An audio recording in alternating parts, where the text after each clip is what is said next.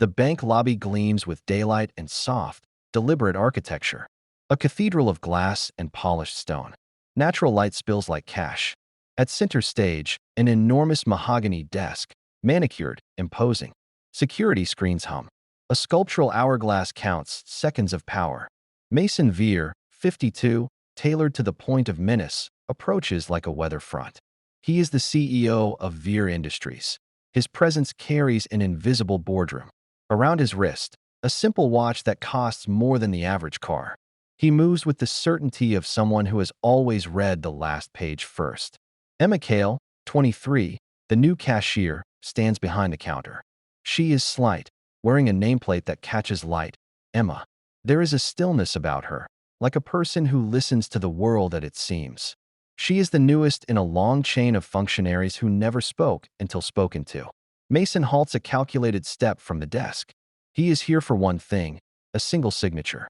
A binder sits on the counter, black and bone-white pages visible at the edge. A courier, two private bankers, the legal team on their phones. Each person a satellite arranged around a singular orbit. Mason. Cool. Where's the signatory? I was told everything had been arranged. Banker 1. Nervous. Mr. Vere, we're ready. Everyone is ready. The founder's family has cleared the last hold. Mason's smile is a thin instrument. Mason, then let's not dilly-dally. We do this, we get the asset, we move on. He hands Emma a card. His signature is already a brand. Emma's fingers close over the card. Her pulse is ordinary. There's an extra slack in her jaw, like someone deciding whether to throw a stone or a seed. Emma. Soft. Mr. Vere, could I just a moment? Mason's eyebrow lifts. Around them, like a chorus, people listen. Silence thickens. Mason, you have a moment. Make it concise. I'm on a tight schedule. Emma, it's not about time. It's about what you're about to sign. Mason, I pay consultants to tell me what's what, Ms. Kale. I'm not here for a lesson from a cashier. Emma, not a cashier tone. You ever hear the phrase the wrong trick? Mason snorts. There's always a trick. Usually it's other people's mistakes. Emma, this one isn't a gamble. It's a trap dressed as a favor. Time compresses. The hourglass in the lobby seems purposeful. Mason's smile tightens. Mason, you're being dramatic. Are you suggesting fraud? Embezzlement? That the board is incompetent? Emma, none of those words fit. It's smaller, and it's more intimate. They'll let you take the company and keep a little of its future. She slides the card back across the counter, though she has not signed anything herself. Banker 2. Forceful whisper. Ms. Kale, we need you to let us proceed. Emma, I have authorization to halt any transaction that appears to materially misrepresent value to a purchaser. Banker stifle. The legal counsel's jaw tightens into a hinge. Mason laughs. You're a charming bureaucrat. Where did you learn that line? Emma. Calm.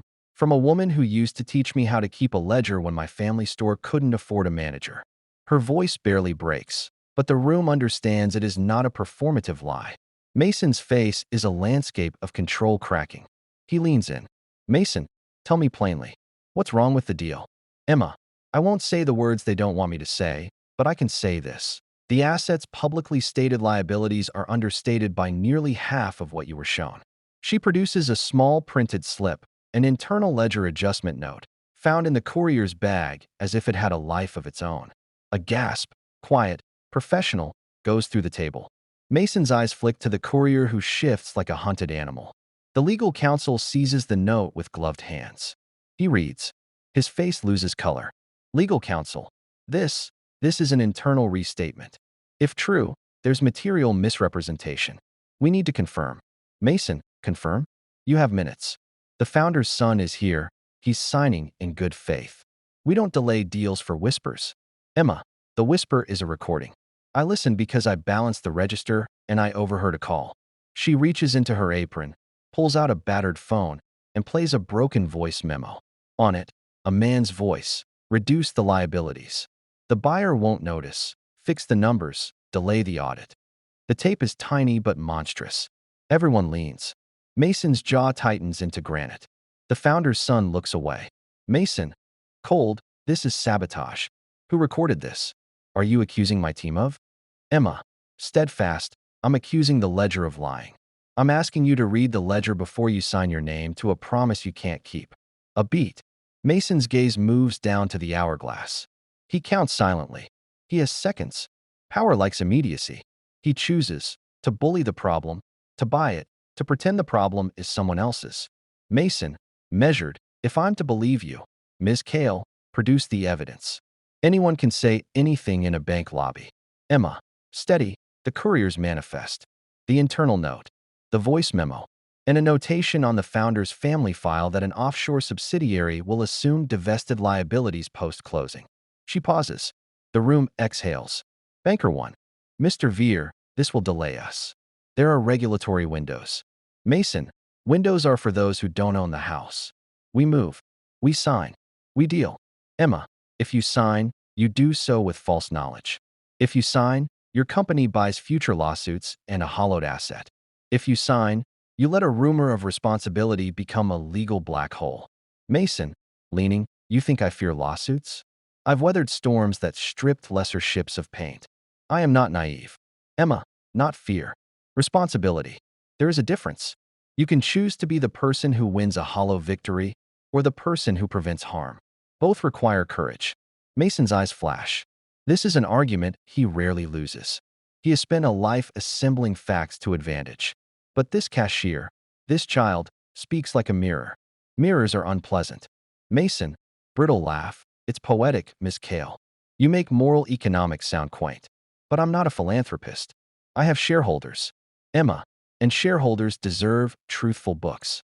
They deserve a leader who signs with full knowledge. A bank guard clears his throat. Someone glances at a tablet. An online ticker is suddenly bright with images.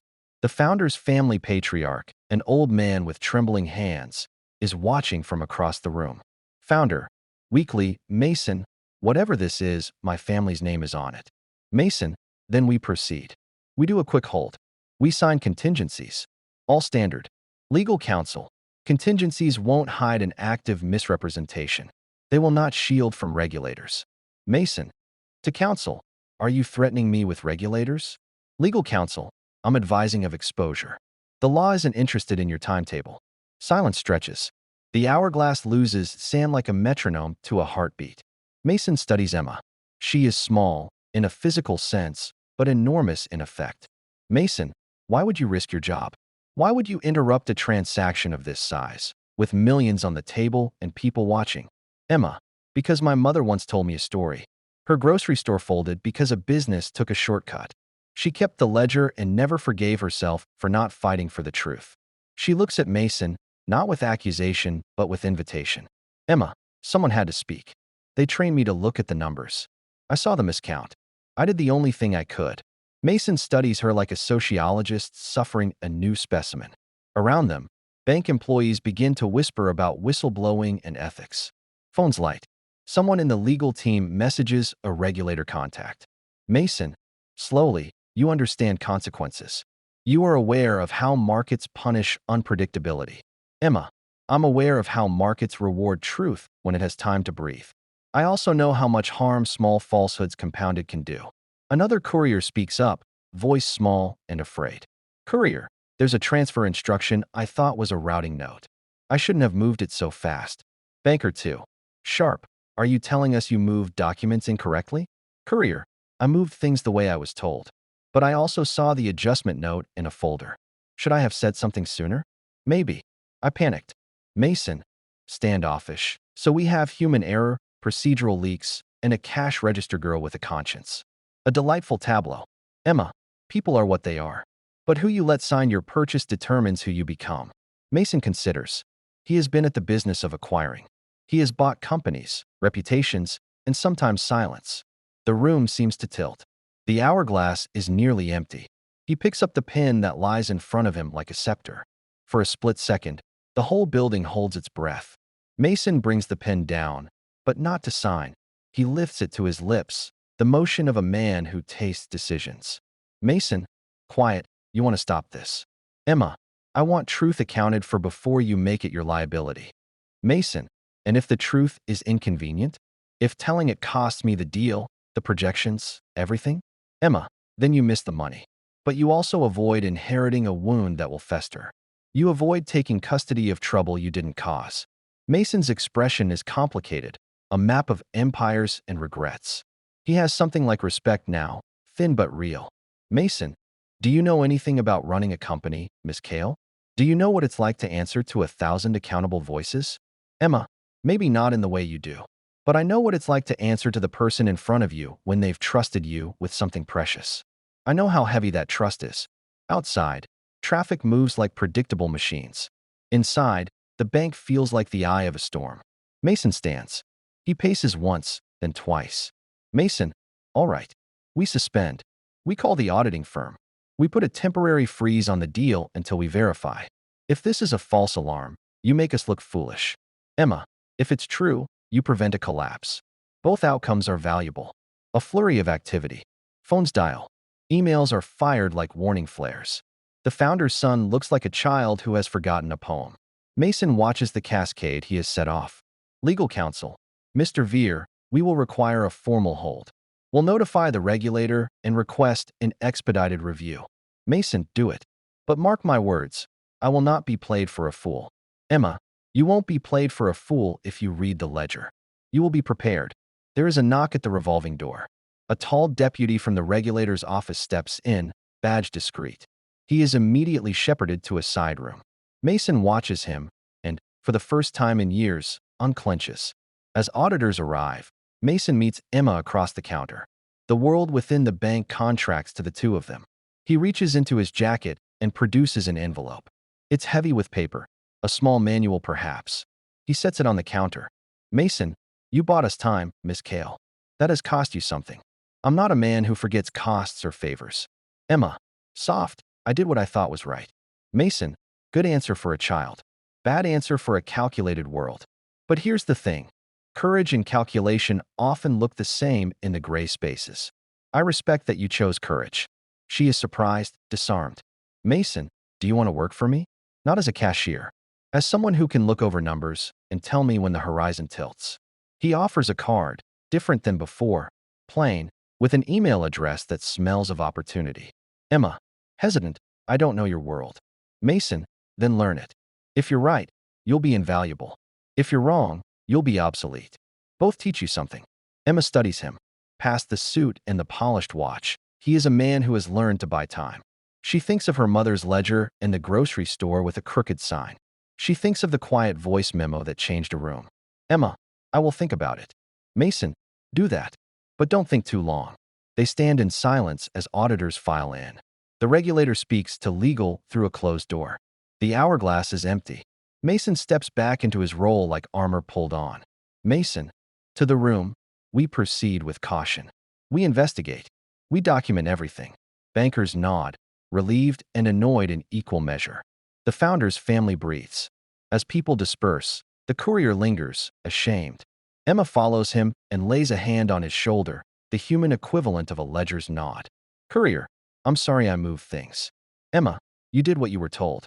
Now you tell the truth. Courier, I will. I will tell everything I saw. Emma, good. That's the first step. Outside, evening pushes against the glass. An advertisement blares, a smiling CEO claiming responsible stewardship. The image is a liar and a promise, both. Emma pockets the card Mason offered and looks at it for a long moment. She doesn't accept it yet. She feels the shape of what could be danger, education, power. Mason watches her, and when she catches his eye, he gives a small nod, an acknowledgement between people who have negotiated a small morality play. Emma turns back to the counter. She slides the voice memo into the bank's secure hold. She closes the ledger with a sound like setting a boundary.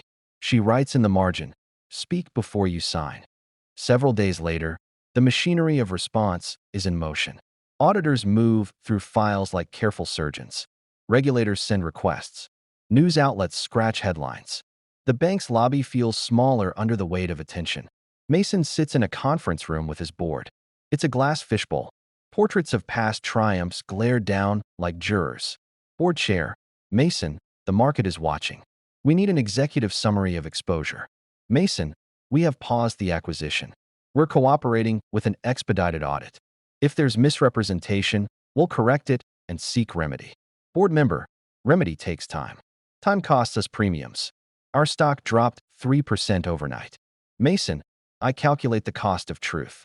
It's smaller than the cost of burying it. Outside, television vans bead the curb. Anchors speak in pre-packaged certainty.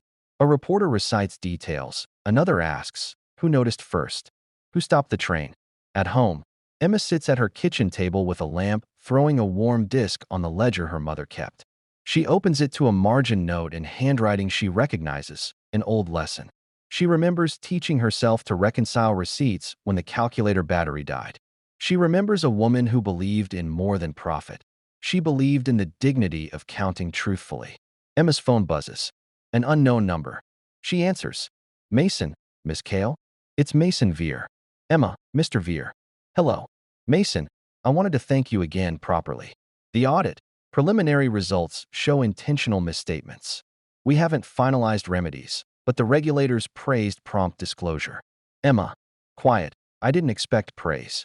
Mason, neither did I. There's something I want to ask you. Come by the office. There is work to do. Emma, hesitant work? Mason, you're more than a cashier. You see things people prefer to ignore. That's a rare skill. Come for a conversation. She laughs softly. The laugh is disbelief and possibility braided together. Emma, all right. I'll come. She hangs up and looks at the ledger. The margin note from her mother seems brighter somehow. Tell the truth before someone else tells it for you. A short while after, attention shifts. Mason's office. He watches footage of the press conference. His reflection on the glass is a double of the man he is trying to become and the man he has been. The legal exposure is real. He knows fines will come, but also knows the company's reputation is salvageable through openness. Mason. To himself, they think I was brave. He smiles, but the smile is not belief. It's strategy. Yet he hears in it the echo of something like integrity. Emma enters the office. She wears the same quiet armor she wore at the counter, but there is a new steadiness in her step. Mason stands. He offers his hand not as an ultimatum, but as an invitation. Mason, welcome to Vere's compliance team. We need numbers people who read between lines. Emma, I don't know technical compliance. Mason, then you'll learn. We have lawyers, auditors, data people. I want someone who will tell me when a ledger is whispering. Emma studies him. She thinks of big choices, small lives affected by ledger errors, and how one voice altered months of momentum. Emma, I care about the truth, Mr. Vere. I want to help it be seen. Mason, that's good enough to start. They shake hands. The gesture is both symbolic and transactional. In the weeks that follow, consequences unfold. The audit uncovers a network of convenience, an offshore entry, a shell procurement, and an accountant whose promotions were too fast to be innocent. The company's lawyers prepare remedial measures. Mason fields calls from investors, from journalists, from the founder's family. Late one night, Mason walks the building alone. He passes a mural of the company's founding mission: service, innovation, trust. He thinks of transactions that made that mural possible and those that almost unmade it. He places his palm against cool glass and admits a private fact. Decisions are easy until consequences arrive. Emma organizes a training for junior staff on spotting anomalies. She speaks simply. Reconcile always. Ask why when a number seems too tidy. Document everything. The room listens. A young analyst asks a question that reveals a misposted entry. Emma's small leadership creates a ripple. The courier receives a letter offering him formal employment in the bank's compliance arm after his candid statement to auditors. He accepts with relief. Small acts of truth find institutional reward. Mason receives a terse note of appreciation from the regulator. The language is professional, but it contains a line he never expected to read. Prompt disclosure mitigated systemic risk. The line steadies him more than the financial rescue ever would. Emma visits her mother's grave on a cool morning. She lays the old ledger on the stone and whispers a thank you. She promises to keep counting honestly, not as a job, but as a practice of care. In the end, the company pays fines. Share prices wobble, then climb slowly as new governance rebuilds trust. The acquisition proceeds only after full disclosure and adjusted terms that reflect the true liabilities. Mason loses some immediate gain, but preserves the company's future. At a small private gathering months later, Mason looks at Emma and says plainly, "You taught me a lesson I paid for in my own way." Emma smiles, unsettled by the cost, but steady in the knowledge that the ledger now includes her handwriting. A year passes, and small changes settle into routine. At the annual meeting, Mason stands before shareholders and speaks about accountability. He tells the story of a young cashier who stopped a signature and explains why transparency matters. Emma sits in the front row, older and steadier. Shareholders applaud. The company pivots toward clearer governance. Afterwards, Emma returns to the ledger at home, now with a framed photograph of her mother on the shelf. She opens a new column and writes, "Integrity Dividends." She laughs. It's soft and private. Later, alone, Mason stands in his office and takes the old pen, the one he used to almost sign the deal, and places it in a drawer. He puts there a slip of paper with one word, "Remember." He looks out at the city. The evening lights are patient. From somewhere in the world, a company thrives or falls depending on decisions made far from public attention, decisions made by those who read ledgers and those who sign them. Final image. The hourglass replaced on Mason's desk by a small framed ledger entry Emma once wrote, "Speak before you sign." It sits alongside the photograph of a woman in a grocery store, smiling, ledger in hand. Fade out.